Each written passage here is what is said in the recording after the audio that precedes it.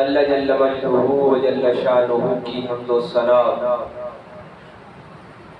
آقا کریم امام الانبیاء خاتم الانبیاء جناب محمد مصطفیٰ صلی اللہ علیہ وآلہ وسلم کی بارگاہ اقدس میں ہدیہ درود و سلام پیش کرنے کے بعد حاضرین مکرم، آج کا وہ دن جس کے بارے میں شاعر نے کہا کہ آج کا دن شاہ دلگیر کا دن ہے لوگو، اکبر و اصغر بے شیر کا دن ہے لوگو، مظہر آیہ تطہیر کا دن ہے لوگو، آج کا دن میرے شبیر کا دن ہے لوگو۔ کون شبیر؟ کئی دن کا پیاسا وہ شبیر، کون شبیر؟ وہ محمد کا نواسا شبیر۔ حاضرین مکرم، 10 محرم کا دن جب بھی آتا ہے تو آنکھوں کے دریچے کھل جاتے ہیں اور دلوں پر محبت اہل بیت اور خانوادہ رسول کی مودت دلوں کو جھنجھوڑ دیتی ہے۔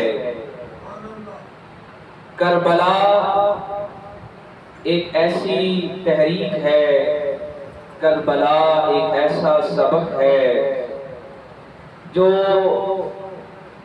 سینکڑوں برس گزرنے کے باوجود بھی اور بے شمار ماہ و سال گزر جانے کے باوجود بھی اہل ایمان کے دلوں میں بھی تازہ ہے، اہل ایمان کے روح میں بھی تازہ ہے۔ اس لیے کہ ہر ذی شعور انسان اور ہر صاحب ایمان اہل بیت رسول صلی اللہ علیہ وآلہ وسلم کی محبت سے سرشار ہوتا ہے، اور کیوں کر نہ ہو، اس لیے کہ اللہ کے کلام نے بتایا ہے قُلْ لَا أَسْأَلُكُمْ عَلَيْهِ أَجْرًا إِلَّا الْمَوَدَّةَ فِي الْقُرْبَى، کہ اے میرے محبوب سارے اہل ایمان سے فرما دیجئے کہ میں نے تمہیں یہ جو قرآن پہنچایا ہے، میں نے یہ جو تمہیں اللہ کی ہدایت پہنچائی ہے، اے میرے محبوب آپ سارے اہل ایمان سے فرما دیجئے کہ اس تمام فریضے پر، اس فریضہ رسالت پر، اس منصب رسالت پر میں کوئی اجر نہیں مانگ رہا، کوئی تم سے ڈیمانڈ نہیں کر رہا۔ اللہ کا کلام کہتا ہے، رب کا کلام بتاتا ہے قُلْ لَا أَسْأَلُكُمْ عَلَيْهِ أَجْرًا إِلَّا الْمَوَدَّةَ فِي الْقُرْبَى، میرے محبوب آپ اس سے کہہ دیجئے کہ میں اس رسالت کے فریضے پر، ہدایت کے پہنچانے پر، اللہ کے کلام کو اہل ایمان تک پہنچانے پر کوئی اجر نہیں مانگ رہا، صرف میرے قریبیوں سے محبت و مودت رکھنی ہے۔ حاضرین مکرم، میں نے عرض کیا کہ جیسے ہی 10 محرم الحرام آتی ہے اہل ایمان کے دل گداز ہو جاتے ہیں، روحیں بے چین ہو جاتی ہیں اور آنکھوں کے دریچے کھل جاتے ہیں۔ اور کیوں نہ ہو، آقا کریم امام الانبیاء صلی اللہ علیہ وآلہ وسلم کی احادیث مبارکہ گواہ ہے کہ آپ کی چچی جان فرماتی ہیں کہ آقا کریم علیہ السلام کے 2 نواسے میری گود میں کھیل رہے ہیں اور میں دیکھتی ہوں کہ ہمارے لجپال آقا، 2 جہانوں کے پروردگار کے محبوب نبی، نبیوں کے امام، امام الانبیاء صلی اللہ علیہ وآلہ وسلم کی چشمان مبارک سے آنسو جاری ہیں، اور میں پوچھتی ہوں کہ اے ہمارے کریم آقا، اے مدینے کے تاجدار آقا، یہ ان آنسوؤں کی وجہ کیا ہے؟ تو محبوب رب العالمین جناب رحمت للعالمین صلی اللہ علیہ وآلہ وسلم فرماتے ہیں کہ یہ دونوں ہما ریحتان، کہ یہ دونوں میری خوشبوئیں ہیں اس جنت کی، جنت کی دو خوشبوئیں ہیں اس دنیا میں، اور یہ میرے دونوں نواسے، ان کو میری امت شہید کر دے گی۔ اور آقا کریم علیہ السلام اپنے نواسوں کے غم میں آنسو بہاتے ہیں۔ شاعر نے اسی لیے کہا کہ بہاؤ غم آل زہرا میں آنسو، کہ یہ اہل مودت کی رسم کہن ہے۔ اور آقا کریم علیہ السلام کے خاندان کی جب بات آتی ہے تو میں نے عرض کیا کہ یہ اہل ایمان کے ایمان کا خاصہ ہے، یہ ایمان کا خاصہ ہے کہ اہل ایمان آل رسول سے محبت و مودت کا رشتہ رکھتے ہیں۔ اور پھر اہل بیت رسول کے لیے جو عظمت ہے، اہل بیت رسول کے لیے جو مقام و مرتبہ ہے، وہ ان کی قربانی سے اور بلند ہو جاتا ہے۔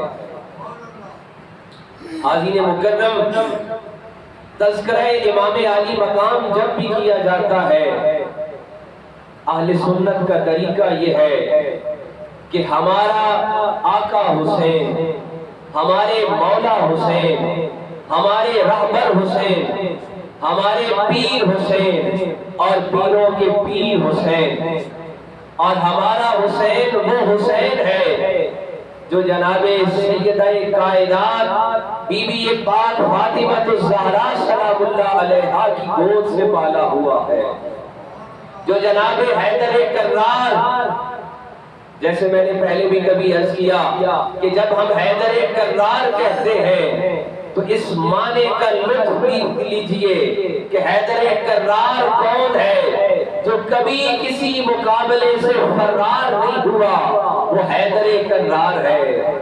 اور امام علی مقام امام حسین کا جب ہم نام لیتے ہیں تو جانتے ہیں کہ یہ کون ہے؟ یہ حسین وہ ہے جو حیدر کرار کی گود سے پرورش پائے ہوئے ہیں، اور یہ جناب سیدہ کائنات فاطمہ الزہرا سلام اللہ علیہا کی گود کا پالا ہوا ہے۔ اب جب کربلا سجتی ہے، اور ہم اہل سنت کا عقیدہ یہ ہے کہ کربلا انجانے میں نہیں ہے، کربلا کوئی بھولے سے نہیں ہے، کربلا کوئی دھوکے سے نہیں ہے، یہ کربلا کی تیاری تو ازل سے جاری ہے، یہ کربلا کی تیاری تو ہمیشہ سے جاری ہے۔ اور کربلا سجتی کب ہے؟ یاد رکھیے، جب بھی تذکرہ امام علی مقام ہوگا، کچھ لوگوں کو گھٹن محسوس ہوتی ہے، تنگی محسوس ہوتی ہے، اس لیے کہ حسین حق کا نام ہے، حسین سچ کا نام ہے، اور کربلا حق اور باطل کے درمیان فرق کرنے کا نام ہے۔ کربلا سجدی کیوں ہے؟ حسین آگاہی اور حسین شناسائی، حسین سے تعارف، حسین سے انٹروڈکشن تب ہوگا جب کربلا کے بارے میں آگاہی ہو جائے گی کہ کربلا کیا ہے۔ کربلا ایک جنگ نہیں ہے، کربلا ایک 10 محرم کے دن کے مارکے کا نام نہیں ہے، کربلا تو ازل کی ایک تحریک کا نام ہے، کربلا تو ایک ازل سے جاری کیے ہوئے سبق کا نام ہے، کربلا حق اور باطل کے درمیان فرق کا نام ہے۔ یہ کبھی ابراہیم و نمرود کی صورت میں ہے، کبھی یہ فرعون اور موسیٰ کی صورت میں ہے، کبھی محمد و ابو جہل کی صورت میں ہے، اور کبھی یہ حسین و یزید کی صورت میں ہے۔ یہ کربلا ہمیشہ سے بپا ہے اور ہمیشہ سے جاری ہے، اور کربلا ایک دن کا نام نہیں ہے۔ اور کربلا جب سجتی ہے، میں عرض کر رہا ہوں کہ کربلا کوئی اچانک سے نہیں ہے، دھوکے سے نہیں ہے، کوئی انجانے میں نہیں ہو گیا ہے کہ وہ وہاں پہنچے ہیں، بلکہ وہ تو تیاری سے پہنچے ہیں، وہ تیاری سے پہنچے ہیں۔ اس لیے کہ آقا کریم علیہ السلام کی گود سے صحابہ کرام نے بشارتیں سن رکھی ہیں کہ آقا کریم علیہ السلام فرماتے ہیں کہ میرے نواسے کے خون کو اسلام کے لیے بہایا جائے گا۔ اور جب کربلا سجتی کب ہے؟ کربلا سجتی ہے جب ماں بہنوں کی عزتوں پر سوال اٹھتا ہے، جب ماں بہنوں کی عزتوں پر سوال آتا ہے، اور جب انسان کی آزادی اور حریت پر کوئی پابندی اور قدغن لگتی ہے، تو ہر دور کا حسین عصر یزید کے مقابلے پر میدان کربلا میں موجود ہوتا ہے۔ دوسرے پارے سے قرآن مجید کی آیت مبارکہ میں نے تلاوت کرنے کا شرف حاصل کیا۔ اللہ کریم نے بنی اسرائیل کی قوم کا ایک واقعہ ذکر کیا۔ فَلَمَّا فَصَلَ طَالُوتُ بِالْجُنُودِ کہ حضرت طالوت زمانے کے ظالم بادشاہ نے جب ماں بہنوں کی عزتوں کو پامال کیا، تو حضرت طالوت حکم الہی سے ایک لشکر لے کر نکلے۔ دوسرے پارے کا آخری رکوع ہے فَلَمَّا فَصَلَ طَالُوتُ بِالْجُنُودِ قَالَ إِنَّ اللَّهَ مُبْتَلِيكُم بِنَهَرٍ۔ اور جب بھی کربلا سجتی ہے، بندگان حق نکلتے ہیں، تو قرآن بتاتا ہے نہر ان کے راستے میں آتی ہے۔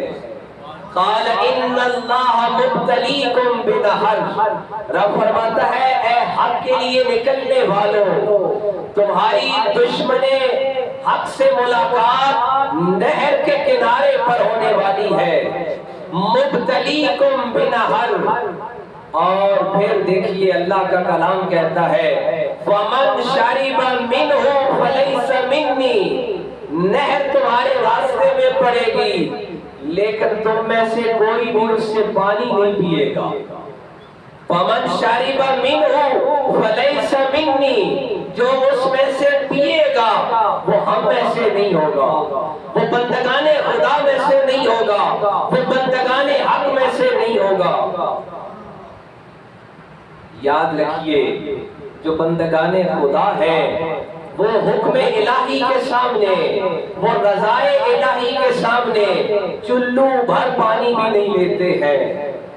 یہی کربلا کی 10 محرم الحرام کی صبح ہوا تھا کہ جب بی بی سکینہ نے اپنے خشک ہونٹ اور خشک زبان امام علی مقام کے سامنے پیش کیے تھے، تو جناب نواسہ رسول جگر گوشہ بطول بی بی سکینہ کو اپنے خیمے سے پیچھے لے جاتے ہیں اور ارشاد فرماتے ہیں کہ اے بی بی پانی تو ہمارے انتظار میں ہے، پانی تو ہمارے ہونٹوں کے لیے تڑپ رہا ہے، اور یاد رکھو ہمارے اشارے سے چشمے یہیں سے ابلنے ہیں۔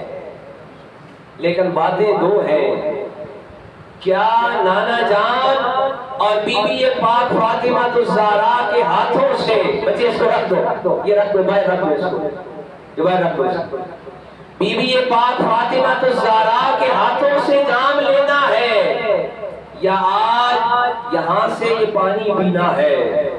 تو بی بی سکینہ نے جواب دیا تھا ہم سارے یہاں اپنی استقامت دکھانے کے لیے آئے ہیں۔ اللہ کا کلام بتاتا ہے کہ جب بھی معرکہ حق کے لیے بندگان خدا نکلتے ہیں اور پانی کی بندش کا معرکہ اور پانی کی بندش کا معاملہ ان کے ساتھ درپیش آتا ہے، وَمَنْ شَرِبَ مِنْهُ فَلَيْسَ مِنِّي، رب فرماتا ہے اب اس میں سے جو پیے گا وہ ہم میں سے نہیں ہوگا۔ اللہ اکبر۔ لوگ کہتے ہیں یہ دھوکے سے روکا گیا ہے، یہ دھوکے سے نہیں روکا جا سکتا ہے۔ دھوکے سے حسین کو کون روک سکتا ہے؟ ایک واقعہ اور میں یہاں عرض کروں گا کہ جب کربلا گزر گئی، اللہ اکبر، اور سر نیزے پر بلند ہو گئے ہیں اور دھڑ کربلا پہ رہ گئے ہیں زمین پر، اور جب دمشق کا بازار آیا ہے نا شام کا طویل مسافتوں کے بعد، تو سر نیزوں پر چڑھے ہوئے ہیں، بازار سے گزرتے ہوئے ایک گھر کی چھت سے آواز آئی کہ کوئی قرآن کی تلاوت کر رہا ہے اور سورہ کہف کی تلاوت کر رہا ہے۔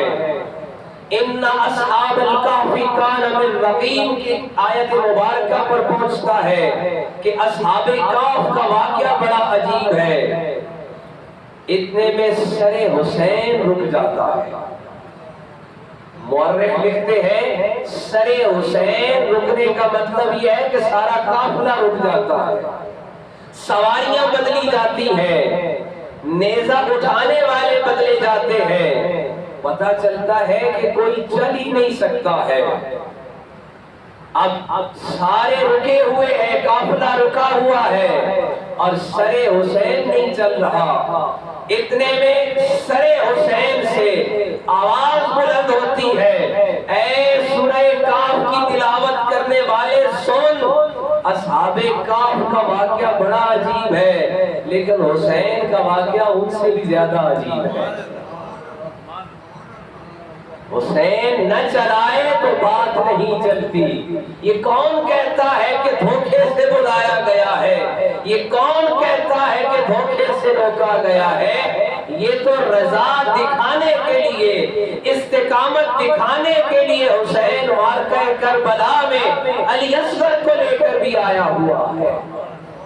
جیسے میں نے پہلے عرض کیا کہ آج کا دن شاہ دلگیر کا دن ہے لوگوں، اکبر و اصغر بے شیر کا دن ہے لوگوں، مظہر آیا تطہیر کا دن ہے لوگوں، آج کا دن میرے شبیر کا دن ہے لوگوں۔ حاضرین مکرم، یہ 10 محرم آیت تطہیر وَيُطَهِّرَكُمْ تَطْهِيرًا کی آیت کو مکمل کرنے کا یہ دن ہے 10 محرم الحرام کا، کہ جب آل بیت رسول اپنے معصوم 6 ماہ کے لے کر بھی میدان کربلا میں موجود ہیں۔ اور پھر اللہ کا کلام دیکھیے، فرمایا وَمَن لَّمْ يَطْعَمْهُ فَإِنَّهُ مِنِّي۔ جب بنی اسرائیل کے اس لشکر پر اللہ نے دیکھا نا کہ پیاس کی شدت بڑھ گئی تو انہیں اجازت ملی إِلَّا مَنِ اقْتَرَفَ غُرْفَةً بِيَدِهِ، کہ تم کیا کرو، ایک ہاتھ کا چلو بناؤ، پورا ہاتھ نہیں، ایک ہاتھ سے، غرفتم بیدی، ایک چلو سے پانی پی سکتے ہو۔ فشربوا منہ، انہوں نے کیا کیا، انہوں نے دریا کے اندر ہاتھ ڈبو دیا، دریا کے اندر ہاتھ کر دیا اور اس سے پانی پینے لگے۔ فشربوا منہ، ان سب نے پانی پی لیا، الا قلیلا منہم۔ مفسرین کرام فرماتے ہیں کہ 1 لاکھ کا لشکر تھا اور 2 نبی اس میں موجود تھے، حضرت داؤد علیہ السلام اور حضرت شمویل علیہ السلام، یہ دونوں نبی برحق بچ گئے۔ فشربوا منہ، باقی سب نے پانی پی لیا۔ فلما جاوزه هو والذین، رب فرماتے جب سب نے پانی پی لیا نا تو ہم نے کہا کہ تم سارے الگ ہو جاؤ۔ اللہ اکبر، ایک طرف بنی اسرائیل کے نبی 1 لاکھ کا لشکر لے کر نکلتے ہیں، حاضرین مکرم میں سمجھا نہیں پاتا، نبی ہے اور 1 لاکھ کا لشکر لے کر نکلتے ہیں، جہاں میدان میں پیاس کی شدت آتی ہے، پانی روکنے کا مقام آتا ہے، وہاں چلو بھر سے کوئی نہیں روک پاتا ہے 2 نبیوں کے سوا، یہاں حسین 72 لے کر جاتے ہیں اور شب عاشور چشمے اپنے چراغ بجھا کر اعلان اے حسین کے دوستوں، چراغ اس لیے بجھا دیے ہیں کہ جو جانا چاہتا ہے وہ اندھیرے میں چلا جائے، اور جب صبح ہوتی ہے تو 72 کے 72 موجود ہوتے ہیں۔ ایک طرف دو نبی بچے 1 لاکھ کے لشکر سے، اللہ کا کلام گواہ بنتا ہے، اور یہاں 10 محرم کربلا کے میدان میں امام علی مقام نواسہ رسول جو حق پرست 72 لے کر جاتے ہیں، تو 72 کے 72 صبح میدان کربلا میں موجود ہوتے ہیں۔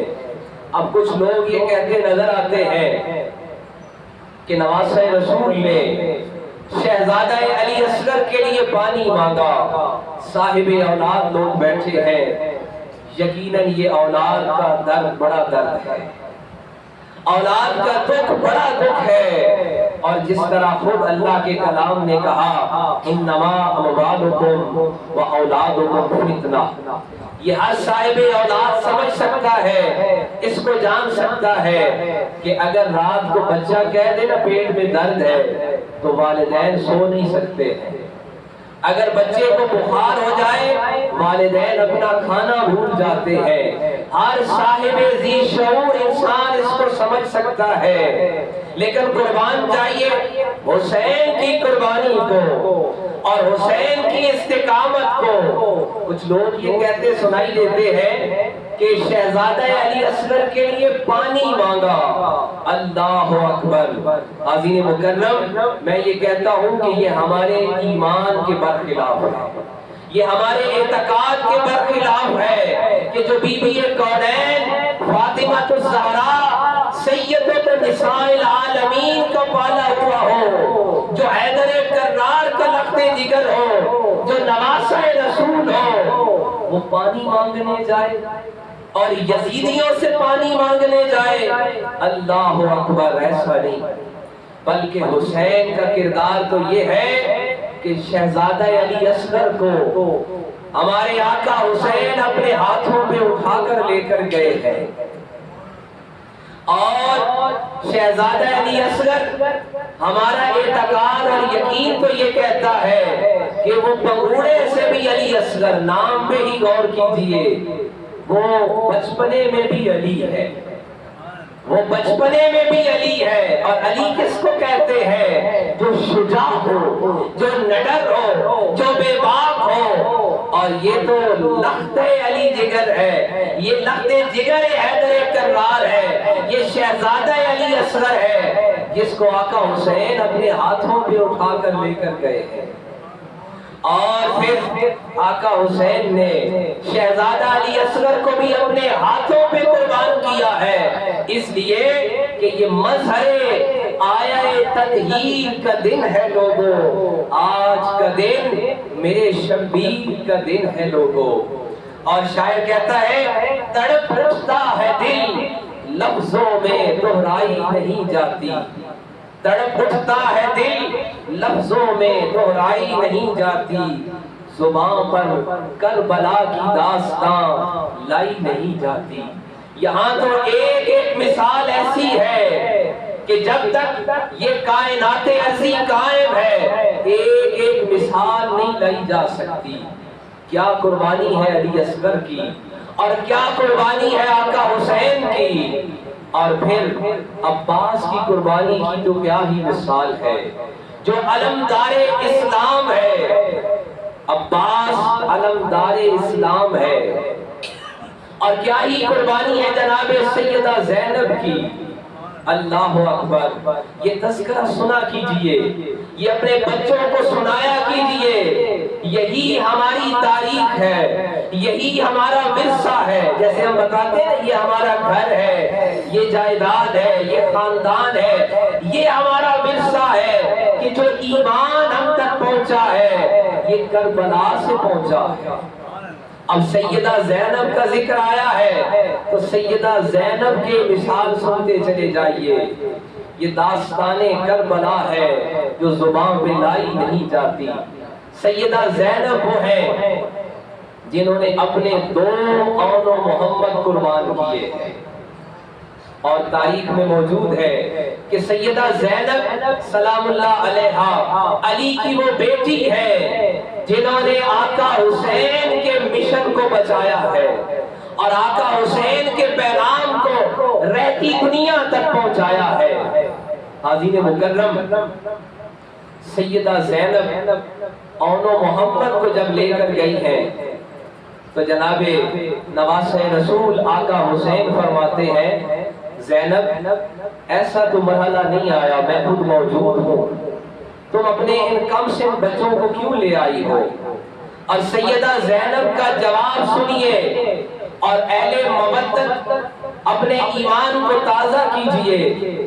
سیدہ زینب فرماتی ہے اے میرے آقا حسین، جب مدینے سے چلے تھے تو میرے جو شوہر ہے حضرت عبداللہ بن جعفر، اللہ اکبر، حضرت عبداللہ بن جعفر نے مجھے فرمایا تھا کہ مجھے آقا حسین نے حکم نہیں دیا ہے، لہٰذا میں مدینے رک گیا ہوں، میرے بیٹے لے جاؤ، اگر کہیں ہمارے آقا حسین پہ مشکل آئی تو آقا سے پہلے اپنے دونوں بیٹے قربان کرنے ہیں۔ میں نے کہا یہ انجانے میں کربلا نہیں ہے، یہ دھوکے سے کربلا نہیں ہے، خانوادہ رسول تو اس کی تیاری میں ہمیشہ سے مصروف ہے۔ حضرت عبداللہ اپنی زوجہ حضرت سیدہ زینب کو تلقین فرماتے ہیں، تاکید فرماتے ہیں کہ دو بیٹے ہیں اور نام لے کر فرماتے ہیں کہ سیدہ زینب جب آقا حسین پہ مشکل وقت آیا، میدان کا معاملہ آئے گا اور دو بیٹوں میں سے محمد مجھ عبداللہ کی طرف سے صدقہ دینا اور آن اپنی طرف سے آقا حسین پہ صدقہ دینا۔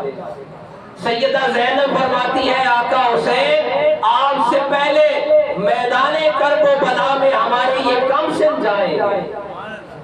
اور پھر استقامت دیکھیے، پھر استقامت دیکھیے کہ جب کربلا کی مشکل گھڑی گزر جاتی ہے اور توق و رسن پہنائے جاتے ہیں، شاعر کہتا ہے تماچے مار لو خیمے جلا لو، تماچے مار لو خیمے جلا لو، قید میں رکھ لو علی کے گل رخوں سے بوئے زہرائی نہیں جاتی۔ یہ جو ان کے وجود میں علی کا خون ہے نا، وہ ان کو کہیں جھکنے نہیں دیتا ہے، وہ ان کو کہیں کم تر ثابت نہیں ہونے دیتا ہے۔ شام ہوتی ہے اور سارے قیدیوں کو جب بیڑیاں پہنائی جاتی ہیں، اب حاکم فیصلہ کرتا ہے کہ سارے قیدیوں کو ایک دفعہ اپنے اپنے شہداء کی میتوں سے پھرا لیا جائے۔ اللہ اکبر، سیدہ زینب کیا کرتی ہے؟ استقامت دیکھیے، سیدہ زینب علی کی بیٹی ہے، فاطمہ الزہرا کی بیٹی ہے، نواسہ رسول ہے۔ اب سیدہ زینب کیا کرتی ہے؟ علی اکبر و علی اصغر کے میت پہ جاتی ہے، وہاں شہداء کے پاس جاتی ہے۔ سوال کرنے والا پوچھتا ہے بی بی اون و محمد اس طرف ہے، سیدہ زینب فرماتی ہے کہ ہم نے اون و محمد آقا حسین پر صدقہ کر دیے ہیں، لہٰذا اس طرف نہیں دیکھنا، ہم نے ان کو دیکھنا ہے۔ اللہ اکبر، میں عرض یہ کر رہا تھا کہ زبان پر داستان کربلا لائی نہیں جاتی۔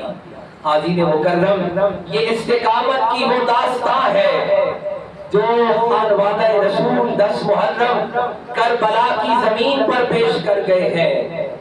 اور بس ایک آخری اشارہ دے کر استقامت کا اور حق پر قائم رہنے کا کہ جب سیدہ زینب اور سیدہ زینب کے متعلق اقبال نے بڑی پیاری بات کہی۔ اقبال کہتا ہے کہ حدیث عشق دو بابس، کہتا ہے کہ جب بھی عشق کی بات ہوگی اس کے 2 چیپٹر ہوں گے، 2 باب ہوں گے۔ حدیث عشق دو بابس، یکے از حسین دیگر زینب رقم کا تھا۔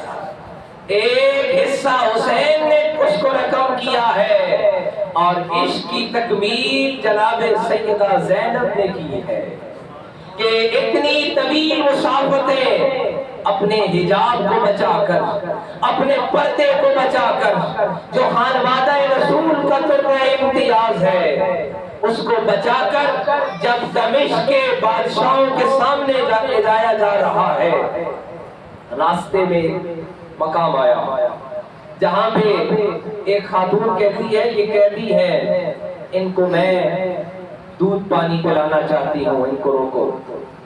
وہ قریب آتی ہے اور پوچھتی ہے کہ تم قیدی ہو، میں تمہیں دودھ پلانا چاہتی ہوں۔